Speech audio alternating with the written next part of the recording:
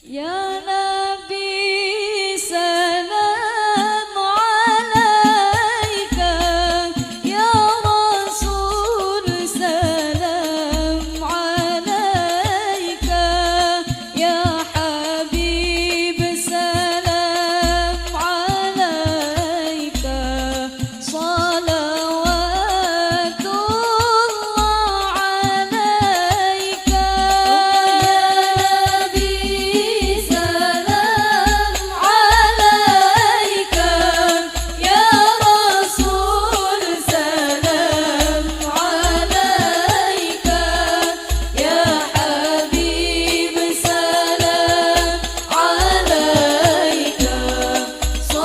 أعوذ بالله من الشيطان الرجيم.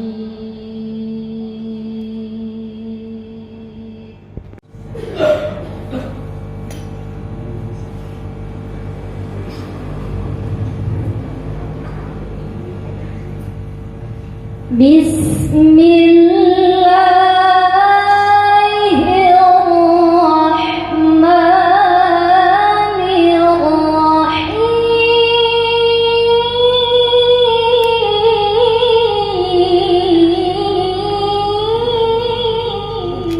Ya Allah.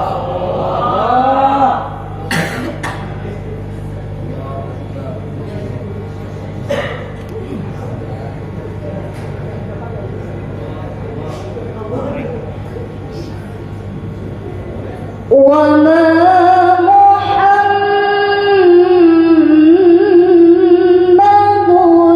إلا رسول قد خلت من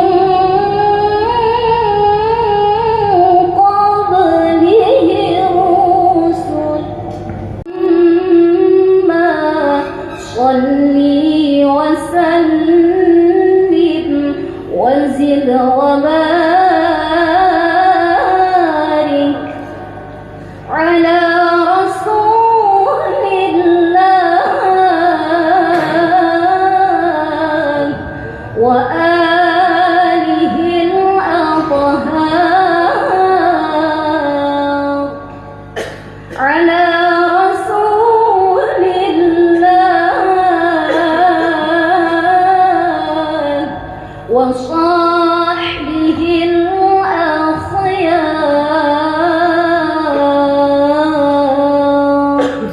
السلام عليكم ورحمة الله وبركاته. وبارك لي وعلى آلي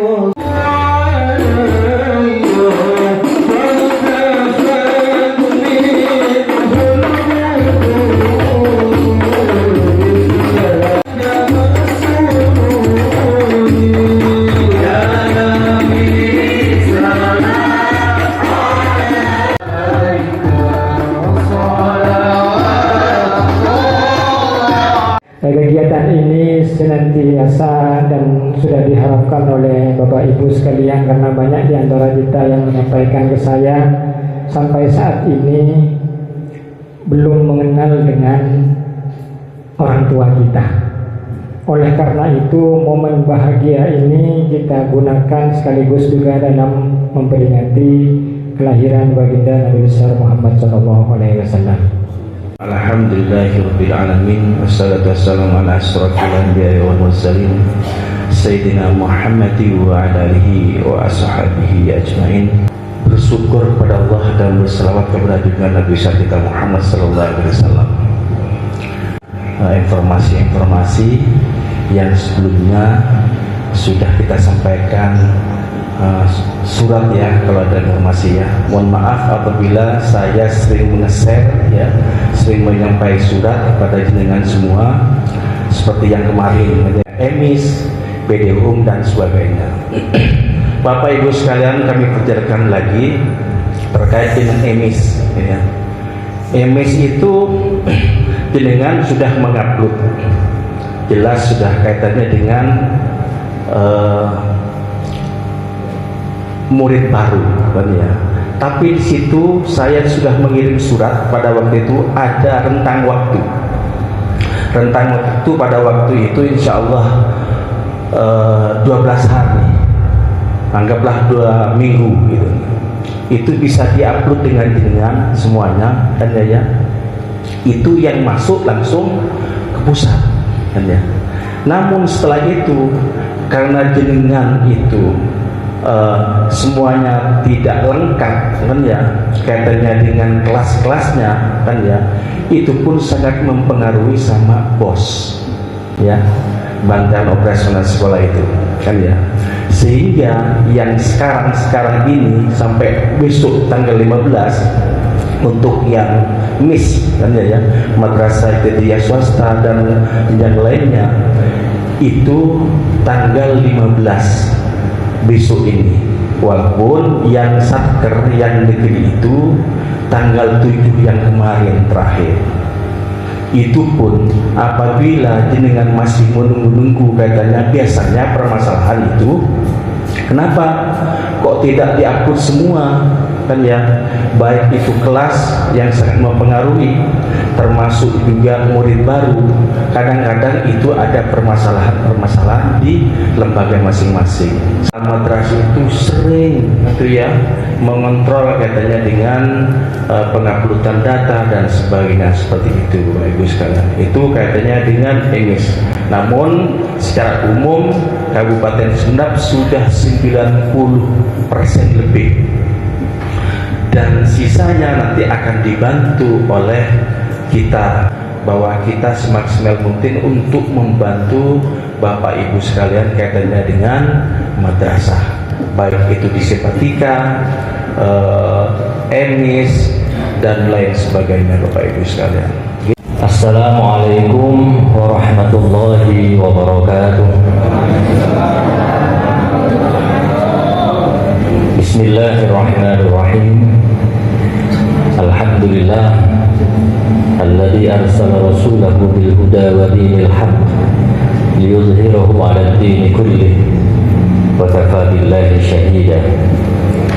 Asyhadu an la ilaha illallah wahdahu la syarika lah wa asyhadu anna sayyidana Muhammadan 'abduhu wa rasuluh la nabiyya ba'dah. Allahumma salli wa sallim wa barik ala sayyidina wa habibina wa qurrati a'yunina Muhammadin wa ala alihi wa ashabihi wa man tabi'ahu wa wala, wa la hawla wa la quwwata illa billah. A'udzu billahi minasy syaithanir rajim. Wa ma Muhammadun illa rasul qad khalat min qablihi ar-rusul afa in mata aw qutila qalabtum ala a'qabikum. Wa qala aidan Muhammadur Rasulullah walladzina ma'ahu asyidda'u 'alal kuffar ruhama'u bainahum. Shadaqallahul azim. Amma ba'du. Hadratul muhtaramin ashabal fadilah yang sangat kami ta'zimi, kami muliakan, jajaran pengasuh dan pengurus yayasan serta seluruh keluarga besarnya. Atallahu umrahum wa hafidhahumullah. Amin.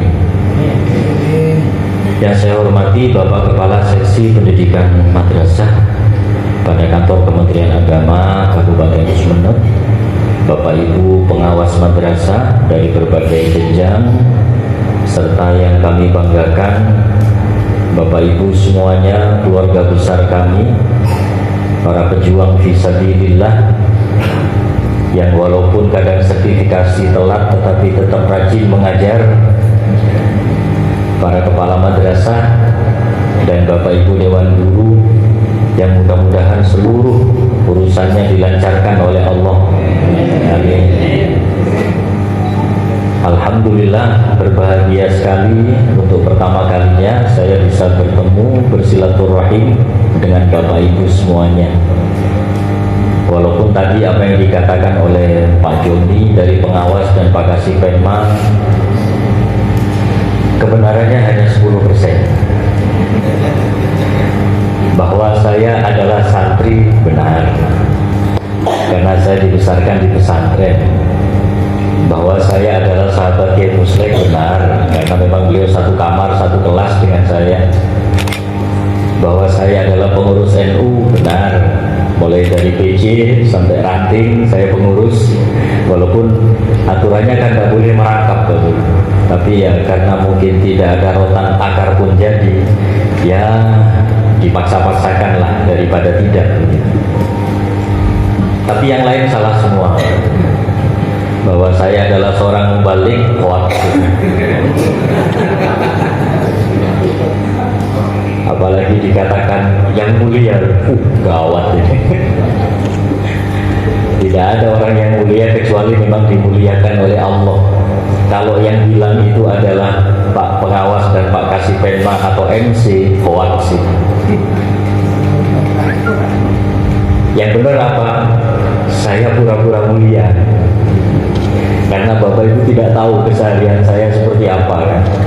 Dan kita semua sebetulnya kemuliaan itu hanya kamuflase. Kita mulia itu seolah-olah mulia, karena Allah masih menutup aib-aib kita. Benar ya? Seandainya Allah tidak menutup aib-aib kita, Masya Allah, tidak ada kepala kantor, tidak ada kepala madrasah. Kenapa? Karena ternyata semua orang melihat ada iya. Tetapi itulah kekuasaan Allah. Itulah mengapa kemudian waliullah itu sedikit, tidak banyak. Karena waliullah ini salah satu karomahnya adalah bisa membaca apa yang ada pada diri seseorang. Kasyaf, hijab sudah dibuka oleh Allah. Apakah kasyaf itu prestasi? Tidak. Orang mengetahui aib orang lain, kenyataan pada diri orang lain, itu bukan prestasi. Prestasi sesungguhnya itu adalah ketika dia bisa bersikap walaupun dia tahu dengan siapa dia berhadapan. Gitu. Makanya di sini dibedakan antara wali dengan dukun. Oneng dukun ini. Menabi dukun kita tanya, dia neng romana berdebung karena nyor. Menabi pas saya jawab, udah kayak itu dia, poker, mau ngocak sobung dia, tameneng. Aku saya bentar, kok nebak. Kalau tahu sungguhan alhamdulillah, kadang mau tahu. Itu alasannya mengapa wali itu sedikit. Karena banyak orang yang mengetahui, banyak orang yang kasyaf, banyak orang yang dibuka rahasianya, apakah itu oleh Allah, apakah itu kabar dari jin, tetapi kemudian mereka banyak tersesat. Banyak yang kemudian tidak menghormati orang lain karena dia mengetahui orang lain itu sebenarnya. Ini gagal, nggak bisa. Bapak Ibu, sedikit bocoran kalau katanya ulama tasawuf, kasyaf itu adalah merupakan salah satu tahapan yang harus dilalui ketika orang menjadi wali. Pada tahapan ini banyak orang yang gugur, yang lulus terus jadi wali, yang gugur jadi dukun. Jadi dukun kesak wali yang burung. Ampun, kita tinggalkan pembahasan itu. Bapak Ibu, yang kita laksanakan sekarang adalah sesuatu yang sulit dilaksanakan di negara lain. Kita bersyukur ada di Indonesia. Di Indonesia ini perayaan apapun, selama itu bersifat keagamaan, dibebaskan. Apalagi perayaan Maulid. Bahkan berbagai macam perayaan Maulid itu dilakukan mulai dari yang cara paling sederhana sampai cara yang paling wah. Coba kita bandingkan, gak usah jauh-jauh. Tempat yang kita muliakan, Makkah, Madinah. Pernahkah ada pengajian Maulid Nabi seperti di Batang-Batang ini? Gak ada. Bahkan dilarang. Mengapa? Karena haluan mereka itu adalah Wahabi. Haruan mereka, keyakinan mereka mengatakan bahwa Maulid itu adalah bid'ah. Wa kullu bid'atin dhalalah, wa kullu dhalalatin finnar. Bener TV. Sementara kita di sini bebas. Bahkan salah satu ulama besar kita yang berwan Ahlus Sunnah wal Jamaah di Makkah, Al-Maghfurlah As-Sayyid Muhammad bin Alwi Al-Maliki, beliau pernah gara-gara menulis sebuah kitab yang berjudul Az-Zakhair Al-Muhammadiyah, yang di dalamnya banyak membahas perbedaan dengan Wahabi, salah satunya tentang Maulid. Gara-gara itu beliau dipanggil oleh raja waktu itu dan akan dibunuh.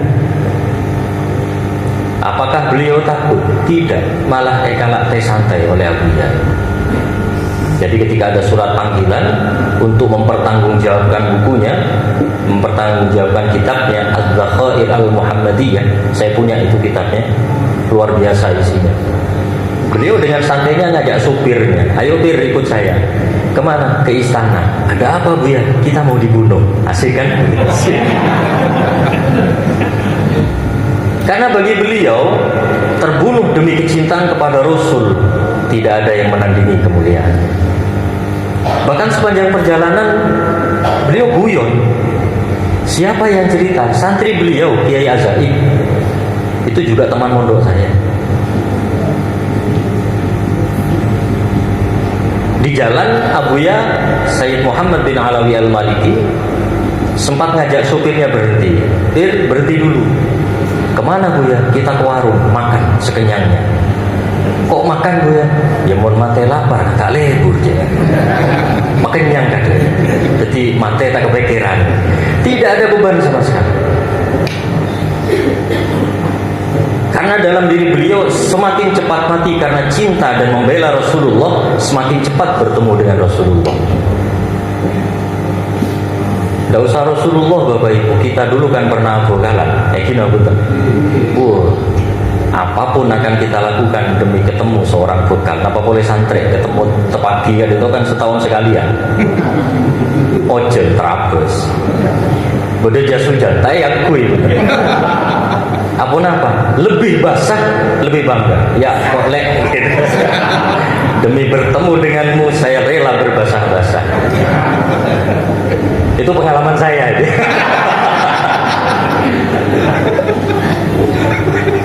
Ini khusus ini kenal sama istri saya, silakan cek dulu Bapak kalau ke sana berbahasa-bahasa. Iya. Tapi maaf pertemuannya masih syar'i ya. Karena mertua saya kepala KUA, ketatnya bukan main. Kita kembali ke cerita tadi, santai. Ketika Abuya Sayyid Muhammad bin Ali Al-Maliki akan masuk ke istana, beliau dengan santainya pesan pada supirnya, kamu tidak usah ikut kecuali saya nanti disuruh ngajak kamu. Kalau saya tidak kembali dalam sekian jam, kamu pulang, tahlili saya. Enteng. Walaupun yang terjadi ternyata sebaliknya. Nah waktu itu cerita beliau kepada Kiai Azaim begitu, dan Kiai Azaim menyampaikan kepada saya, masuk sebuah ruangan ada dua orang, satu raja, satu pangeran Salman. Yang kemarin jadi raja, yang sekarang diganti anaknya Muhammad bin Salman ini. Jadi raja duduk di kursi waktu itu dengan meja. Kemudian Salman ada di samping pegang pistol, disembunyikan di bajunya. Makanya santrinya Abuya Sayyid Muhammad bin Ali Al-Maliki itu kepada Raja Salman, Cik Boji, karena dia yang waktu itu akan mengeksekusi beliau. Tapi apa yang terjadi? Subhanallah, Buya justru ditanya, kaifal hal, bagaimana Buya kabarnya? Alhamdulillah baik. Ada apa saya dipanggil di sini? Enggak ada, saya cuma ingin ketemu dengan sampean saja. Terus duduk ngobrol guyon-guyon, setelah itu pulang. Enggak ada apa-apa. Ya mungkin yang terlintas di benak Abuya waktu itu, ada makbulu mati. Jadi bagi seorang pecinta Rasul yang sejati, tidak ada mati yang lebih mulia dibandingkan mati karena cinta kepada beliau.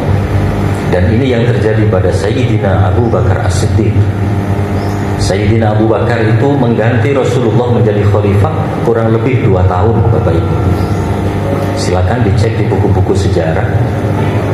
Kalau saya pernah baca satu kitab yang dikarang oleh Muhammad Husin Haikal yang judulnya adalah Abu Bakar As-Siddiq atau Abdullah bin Abi Kuhafa, itu nama aslinya. Menjelang 2 tahun beliau menjadi khalifah, Sayyidina Abu Bakar ini, Abu Bakar sakit. Sakitnya bukan karena apa? Sakitnya karena kangen kepada Rasulullah. Takare kesakit Bapak Ibu. Beberapa hari menjelang wafat, beliau mimpi Rasulullah hadir dan Rasulullah bersabda, "Wahai Abu Bakar, kenapa kamu tinggalkan saya?"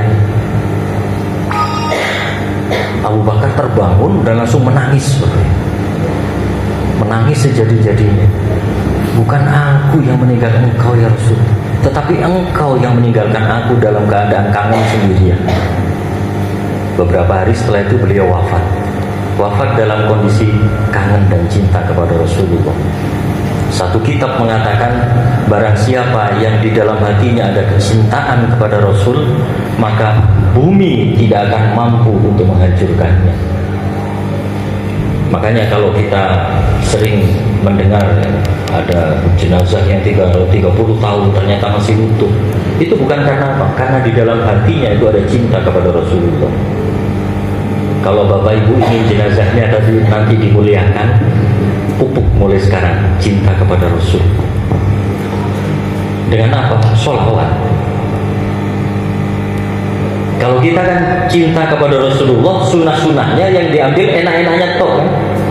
Sholat jamak qashar, hadi ini 2. Izin apa betul? Izin dari istrinya. Lek engkau abinya boleh. Orang ganteng sudah masya Allah. Yang namanya bujang sudah siap untuk pelayan. Apa katanya si suami? Kamu mau menghalangi sunnah Rasul? Pas cerita Rasulullah sesanga, lek sesanga. Engkau 2 guna bertunggu. Ben amos sobi kok berarti apa? Ben amos sobi Rasulullah. Cia. Ibu-ibu, bocoran dari saya ini saya sampaikan ya, bocoran dari saya. Rasulullah itu tidak pernah poligami ketika Khadijah masih hidup. Pertama, 28 tahun bersama Khadijah, Rasulullah tidak pernah poligami. Beliau poligami setelah Khadijah wafat, itu pun tidak langsung. Ya, sekitar 1 atau 2 tahun setelahnya beliau baru menikahi lagi. Itu pun karena disuruh oleh Allah. Beda dengan bapak-bapak yang lain. Mengantarkan jenazah istrinya dimakamkan, alerek kepada pentakziah. Waduh, bola sih cocok. Rasulullah tidak. Dan sering beliau ditawari oleh keluarganya, Muhammad, anakmu masih kecil-kecil. Waktu itu yang tertua adalah Sayyidatuna Fatimah. Sayyidatuna Fatimah ini kira-kira umurnya ketika Nabi hijrah masih belasan, masih sangat muda. Adik-adiknya banyak, masih kecil-kecil. Walaupun semua meninggal duluan kecuali Fatimah yang belakangan wafatnya. Itu pun dalam usia sekitar 29 tahun wafatnya Fatimah. Para keluarga Nabi mengatakan, ya Rasul, ya Muhammad, kamu gak ingin cari ganti? Apa jawaban Rasulullah? Kira-kira sama nggak dengan Khadijah? Ya kalau cari yang sama, istilah Maduranya pasoro nemu, ya tanam.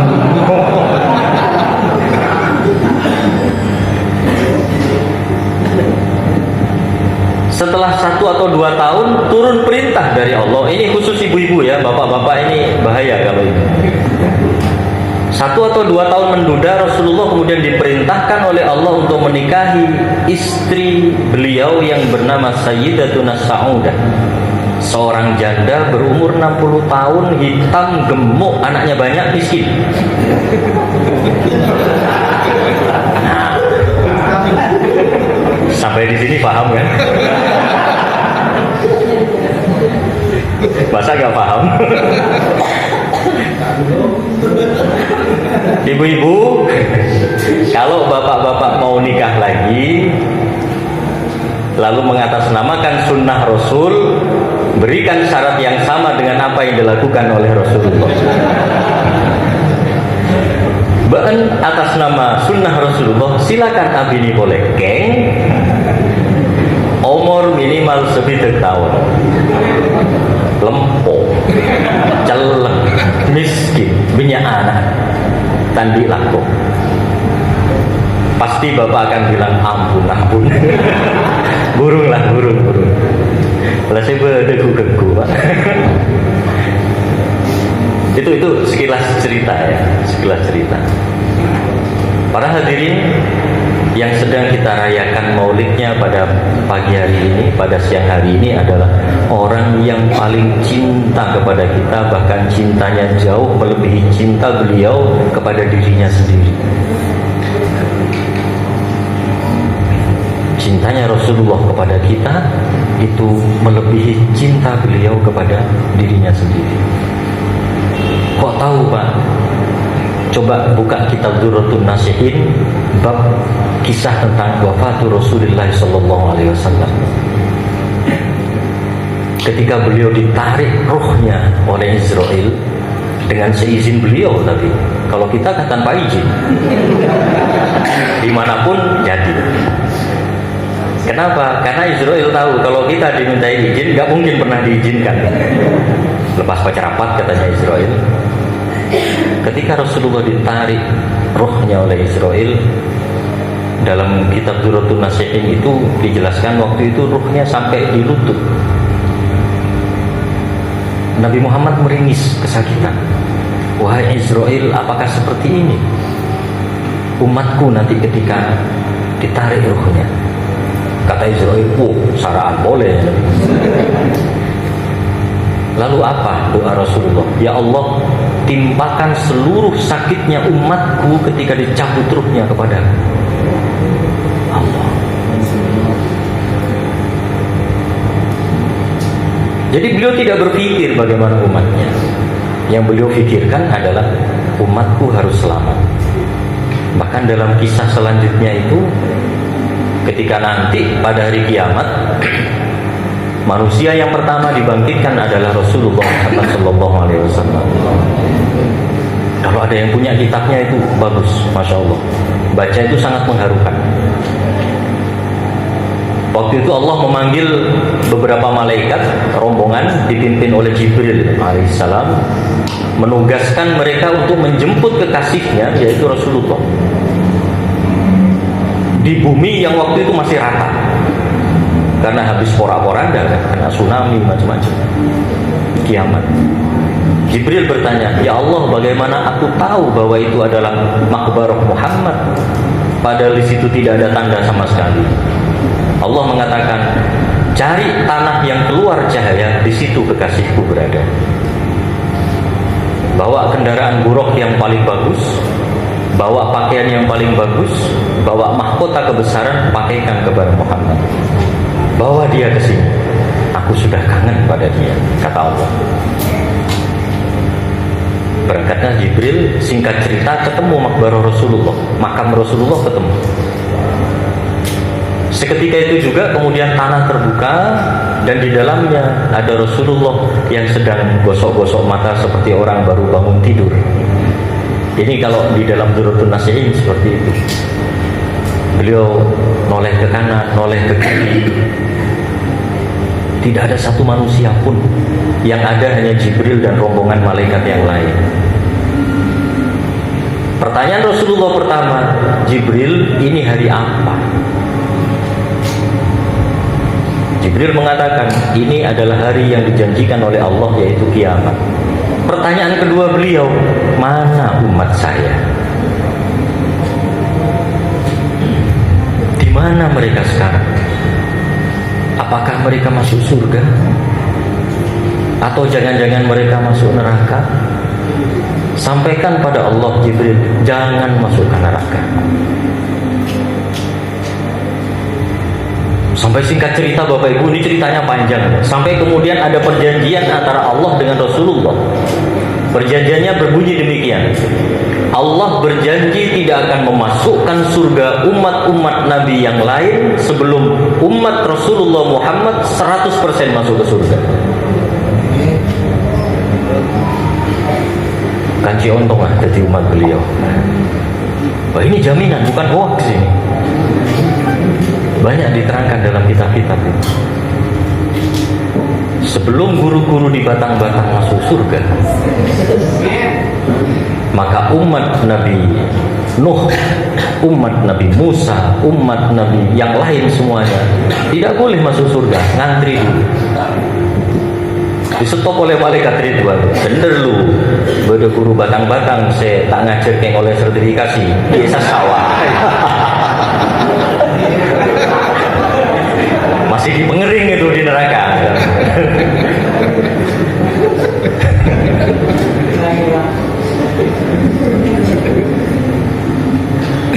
Setelah masuk semua 100%, baru umat Nabi yang lain ini dimasukkan ke surga. Bapak Ibu sekalian, bersyukur, sangat bersyukur kita menjadi umat beliau, sangat bersyukur. Bersama beliau masuk surga itu gak sulit, bener ya. Bersama beliau masuk surga itu tidak sulit. Gimana caranya? Udahlah sholawat pal-pal, sholawat pal-pal. Pak, gimana kalau tidak sholat tapi sholawat? Sudahlah sholawat saja, lama-lama juga sholat kok. Bener. Prinsipnya begini Bapak Ibu, ketika kita membaca sholawat kepada Rasulullah, ini kan berarti Rasulullah ada di hati kita. Dan tidak ada rumus yang mengatakan sesuatu yang baik bisa berkumpul dengan sesuatu yang jelek. Ketika kita memasukkan Rasulullah di dalam hati, hal-hal negatif pasti tersingkir sedikit demi sedikit. Orang gak sholat, bajingan sekalipun, cara menyembuhkannya satu, suruh sholawat. Sholawat terus, sembuh sendiri. Ya dengan hidayah Allah, kecuali memang Allah menjauhkan hidayah darinya. Naudzubillah, cuma naudzubillah. Bapak Ibu sekalian, yang sedang kita rayakan hari kelahirannya sekarang ini adalah orang yang tidak punya kekurangan sedikit pun.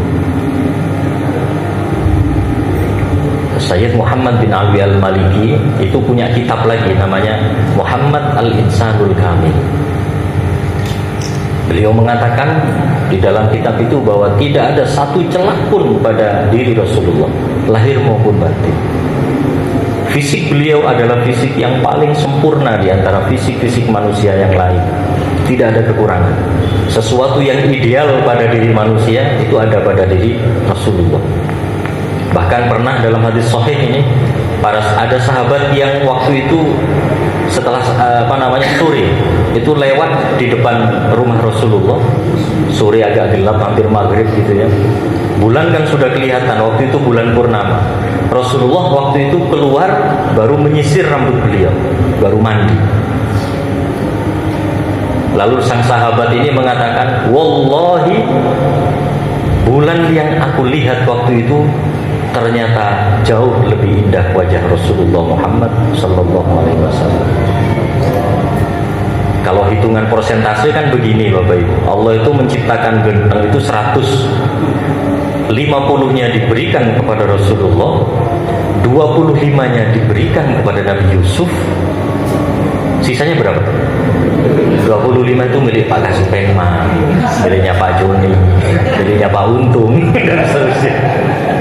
Jadi kita ini hanya 25%, kebenyakan.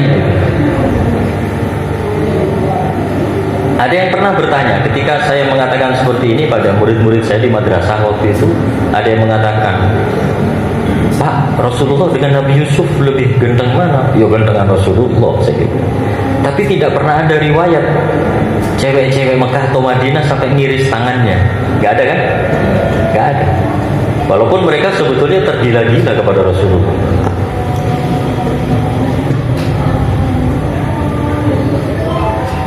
Lalu kenapa tidak pernah ada riwayat-riwayat seperti itu? Ini adzan ya. Kita lanjut, nggak apa-apa. Kok dilanjut Pak? Iya, orang NU kan gitu. Saya terangkan. Basul Masail dalam Muktamar NU itu dicantumkan dalam beberapa kitab yang namanya Ahkamul Fuqaha. Salah satu pembahasannya mengatakan, bolehkah melanjutkan sebuah majelis taklim, majelis yang kaitan dengan keilmuan apabila ada azan, tapi azannya pakai speaker, keputusannya boleh dengan syarat azan tersebut, dengan syarat majelisnya adalah majelis taklim, majelis ilmiah, majelis yang bermanfaat. Syarat pertama. Syarat kedua, azannya pakai speaker, dan kalau speakernya dimatikan azannya tidak kedengaran. Coba ada yang berani matikan speaker itu? Kalau dimatikan kedengaran nggak? Kedengaran nggak azannya? Nggak kedengaran kan? Kita lanjut. Ahkamul fuqaha memperbolehkan. Nah, kalau ternyata dosa, biar orang PBNU yang nanggung, bukan kita, kan begitu.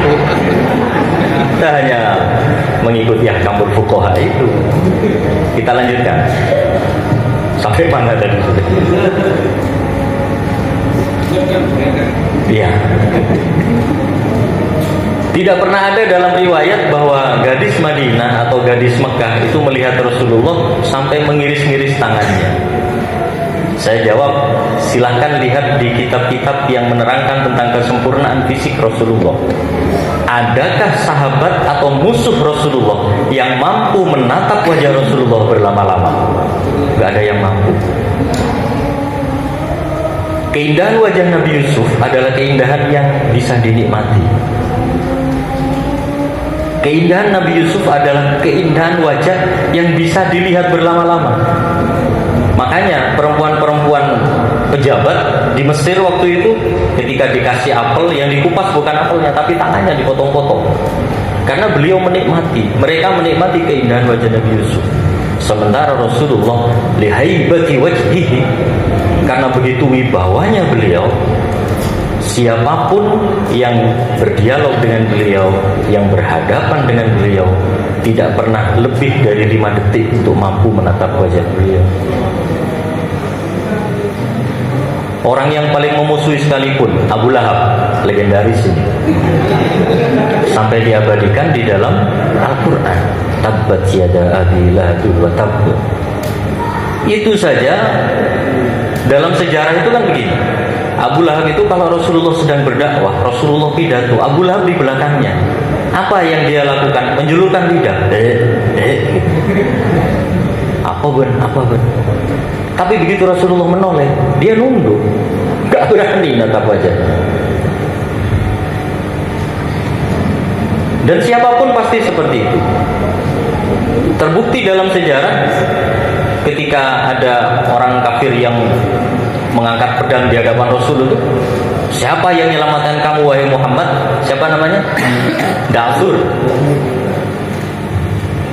Nabi Muhammad waktu itu kan dalam keadaan duduk. Begitu beliau mengangkat wajah lalu mengatakan, Allah yang menyelamatkan saya. Sebetulnya yang membuat bergetar Da'sur itu bukan suara Rasul, tapi pandangan wajah beliau itu langsung membuat bergetar dan pedangnya terjatuh. Jadi wajah Rasulullah ini begitu sempurnanya, tidak ada satupun orang yang mampu menatap berlama-lama. Semua pasti otomatis akan tertunduk, kawan ataupun lawan.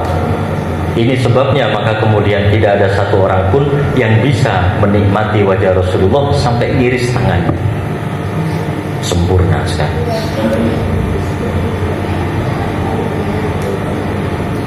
Jadi ini Rasul kita, ini orang yang sangat menyayangi kita. Bapak Ibu dekat dengan bupati, bangga nggak? Bangga. Bahkan ketika ditilang, kok orang bupati kok? Tak heleman banget. Mau ditilang polisi, saya orangnya bupati. Dekat dengan bupati, dekat dengan presiden, bangga sekali. Lalu sebetapa bangganya kita kalau kita dekat dengan Rasulullah Muhammad Sallallahu Alaihi Wasallam. Sudahlah Bapak Ibu, sholawat terus, sholawat.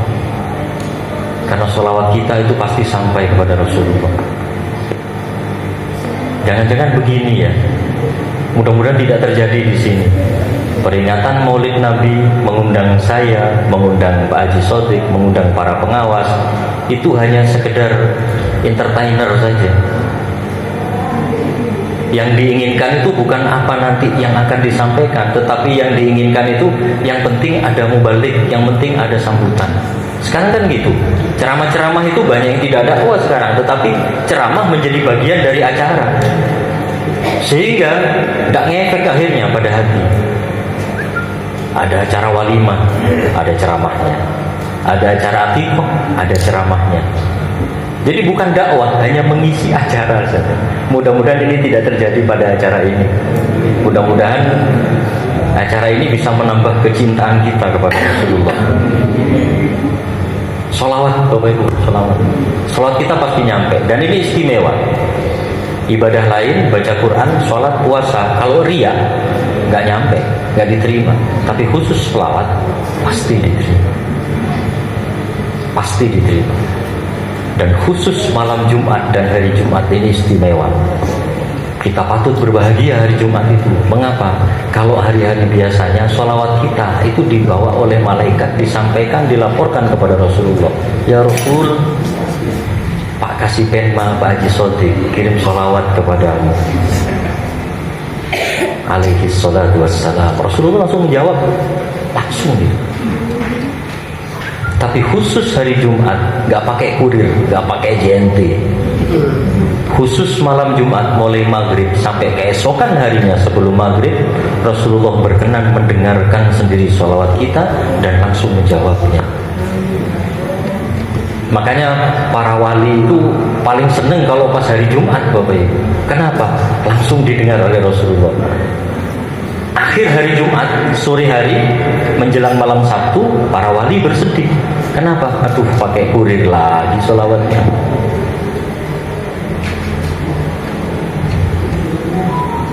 Dan hadisnya sahih itu. Ma min ahadin yusalli alayya illa waradallahu alayya ruhi hatta rudda salam alayhi. Pernah dengar hadis ini? Kalau ada satu orang yang bersolawat kepadaku, maka Allah akan mengembalikan ruhku kepada jasadku sehingga aku bisa menjawab salam dia. Ini yang menjadi dasar pendapat para ulama yang mengatakan bahwa Rasulullah saat ini di dalam kubur beliau itu tidak wafat. Coba ada berapa juta orang yang setiap saat bersolawat kepada beliau. Apa kemudian Allah narik balik lagi, kan nggak mungkin. Jadi beliau dikembalikan ruhnya untuk menjawab salam, menjawab sholawat. Jadi beliau selalu mengatakan alaikas salatu wassalam, alaikas salatu wassalam. Dan itu langsung disebut namanya dengan nama bapaknya. Kan ada kisah mutawatir ini, ada orang mimpi ada Rasulullah lewat, lalu dia manggil-manggil, ya Rasulullah, ya Rasulullah. Hanya ditoleh, gak disauti. Ujung-ujungnya ternyata orang ini gak pernah sholawat. Orang yang tidak pernah sholawat atau sholawatnya gaya minimalis, tahu sholawat minimalis? Ketika tasyahud awal dan tasyahud akhir saja. Di luar itu gak ingat sudah. Jadi ketika tasyahud awal Allahumma sholli ala sayyidina Muhammadin, baru ingat dia sholawat. Atau tasyahud akhir baru dia sholawat. Ini sholawat minimalis. Di luar itu tidak bersolawat lagi. Orang seperti ini tidak dikenal oleh Rasulullah, dan nanti ketika di padang mahsyar tidak mungkin dicari oleh Rasulullah. Karena orang yang paling dekat dengan beliau adalah orang yang paling banyak sholawat kepada beliau. Enak Bapak Ibu, sholawat itu cara yang tersingkat untuk menuju Allah, ya. Jadi cara yang termudah untuk usul kepada Allah itu adalah sholawat. Sholawat terus. Musibah tertolak dengan sholawat, kemiskinan tertolak dengan sholawat. Nah, kenapa Rasulullah miskin? Karena emang beliau nggak mau kaya. Katanya Rasulullah sempurna Pak, tapi kenapa Rasulullah miskin? Apa yang dimakan hari itu, cari hari itu. Ya kan emang Rasulullah nggak mau kaya. Sebab kalau beliau kaya, pasti kita, saya, Pak Haji Sodik, semua yang ada di depan ini, dan bapak-bapak sekalian, bapak ibu sekalian pasti mengatakan Rasulullah tahajudnya bagus, tahajudnya istiqomah. Kenapa? Ya maklum Rasulullah kaya. Dan memang beliau ditakdirkan seperti itu. Rasulullah ibadahnya khusyuk, ya maklum kaya, tak mikir rotan, kan mesti gitu. Tetapi karena Rasulullah diciptakan miskin, bahkan sangat miskin, Beliau ingin mengajarkan orang miskin kayak saya ini loh masih bisa ibadah maksimal, apalagi guru-guru yang sudah dapat sertifikasi, apalagi kepala kantor yang sudah ada gajinya, kan pas todus loh. Rasulullah saja bisa beribadah dengan sangat baik, sempurna, padahal beliau yang dimakan hari itu cari hari itu. Padahal kita semua yang akan dimakan tahun yang akan datang kita sudah punya. Kita bukan. Itu. Jadi Bapak Ibu sekalian, mudah-mudahan Maulid ini bisa menambah cinta kita kepada Rasulullah. Buktinya dengan apa? Dengan sholawat. Siapapun yang dalam hatinya ada cinta kepada Rasulullah, maka bumi tidak mungkin mampu untuk menghancurkannya. Lan tablughul ad. Jadi kalau Bapak Ibu melihat ada kisah jenazah utuh ratusan tahun, itu karena satu, di dalam hatinya ada cinta kepada Rasulullah. Ulat mau makan takut Bapak Ibu. Ya. Dan itulah kelebihan Rasulullah Muhammad SAW. Bapak Ibu sekalian, membahas Rasulullah tidak mungkin selesai-selesai. Ya, jadi kita akhiri saja. Apalagi sudah siang ini, jam makan siang.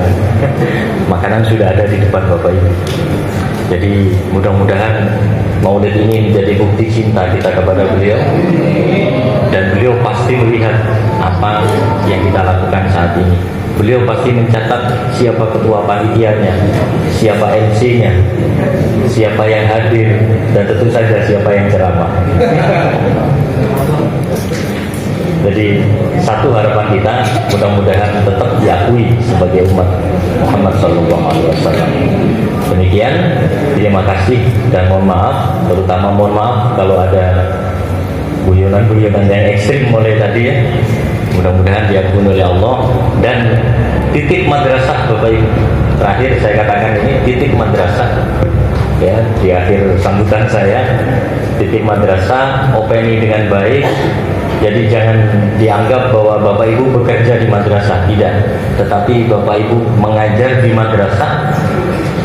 Apakah kemudian sertifikasi cair? Itu adalah hikmah saja, bonus. Tujuan utamanya apa? Menghidupkan Islam di sini. Jangan ada tujuan lain Bapak Ibu ya. Insya Allah kalau tujuan kita benar, pasti nanti akan berkah hidupnya. Mudah-mudahan demikian. Terima kasih dan mohon maaf. Wallahu muwaffiq ila aqwamit thoriq. Wassalamualaikum warahmatullahi wabarakatuh. Waalaikumsalam warahmatullahi wabarakatuh. Disampaikan Rabbana zalamna anfusana dzulman katsira fa innahu la yaghfiru dzunuba illa anta faghfir lana maghfiratan min indika warhamna innaka antal ghafurur rahim. Rabbana hab lana min azwajina wa dhurriyyatina qurrata a'yun waj'alna lil muttaqina imama. Rabbana atina fid dunya hasanah wa fil akhirati hasanah wa qina adzabannar wa tub 'alaina innaka antat tawwabur rahim. Wa sallallahu ala khairi khalqihi sayyidina Muhammad wa ala alihi wa sahbihi wa sallam taslima.